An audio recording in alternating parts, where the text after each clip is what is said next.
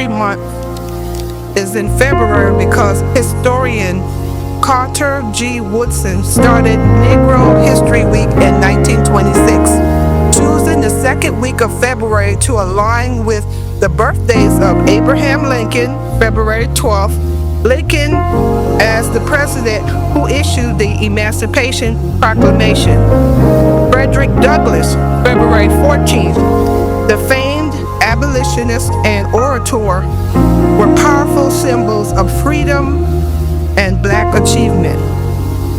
President Gerald Ford officially expanded the week to a month in 1976, urging the nation to honor the too often neglected accomplishment of Black history. Happy Black History Month. May we continue to learn, grow, and stand together in the pursuit of justice and equality. Mr. Johnson had asked me if I wanted to say something in regard to Black History Month, and we actually both thought about Harriet Tubman. And so I just wanted to say a few things about her. She was born in the 1800s, and then she died in the early 1900s. And for any of you who are familiar with her, she helped slaves go from the south closer to the north. And when I was researching her, she actually helped people go from Maryland to Pennsylvania, but sometimes she helped people go from Maryland to Canada on foot. And that was like 700 miles. And I don't know about you, but I can't do 2 miles on treadmill, so that was pretty miraculous to me. And then I also recently watched the Harriet Tubman movie. It's called Harriet. I recommend it to anybody. And in this movie, she actually began to talk about how the Lord was leading her to safety. So I know in history class, I never learned that. They always said, oh, she just followed the stars and made her way to where she needed to go. But in the movie, they talked about her faith and how God, she just kept telling the guy, she was like, yeah, God is helping me, God is speaking to me. And honestly, I believe that, because how else was she gonna do that? Multiple times, right? Back and forth without getting killed, that's a miracle. So yeah, I just thought that was amazing. And I just thought that she was a really good example of courage and strength and faith. Praise the Lord.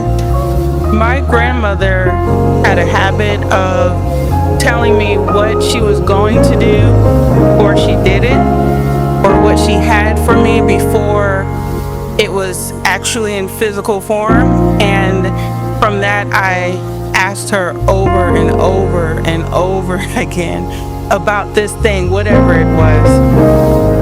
One time she told me that she had a special doll for me, and I was so excited, could not wait to see it. And when it finally came, and my mother, who is not here but most likely watching, can verify or confirm in the chat, but when she gave it to me, I cried.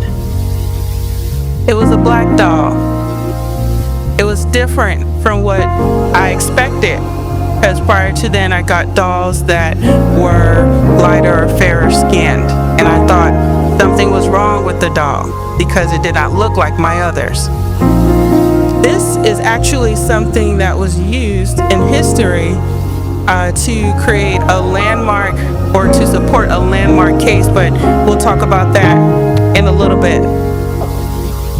Around 1950, parents in Summerton, South Carolina. Are we familiar with Summerton? Not too far from here, right? About 43 minutes, I think. Some parents got together because, they found that some African American parents, that their children were not given equal opportunities. There was a separate but equal law at the time, and they found the circumstances to be separate but not equal. So they fought for their children. Some people bowed out, but there was a remnant that went all the way to the court.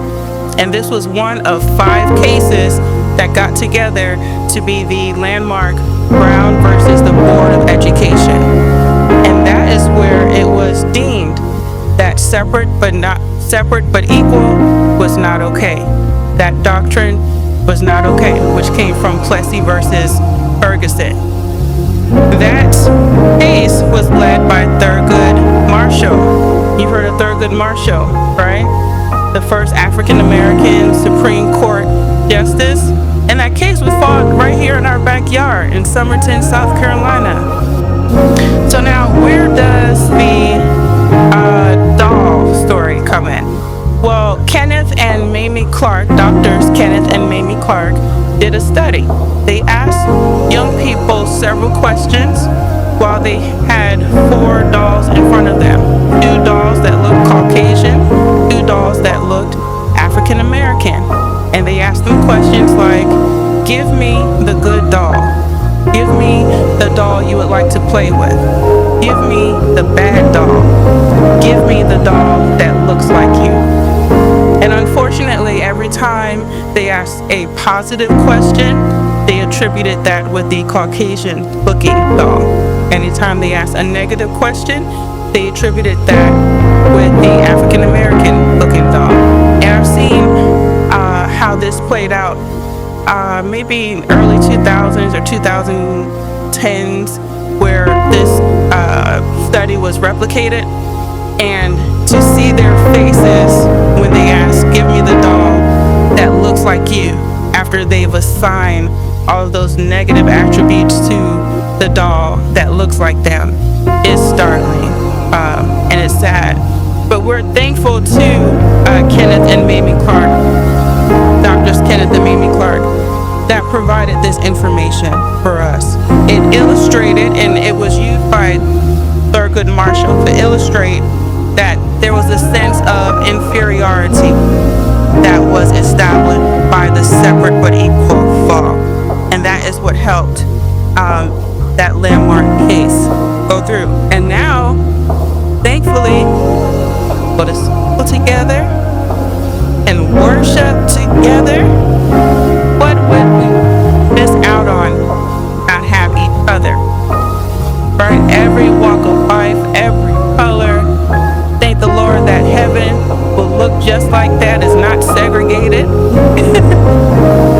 Heaven is not segregated. We get a little bit of that on earth. Thanks to these people, Thurgood Marshall and Doctors Kenneth and Mamie Clark. Thank you.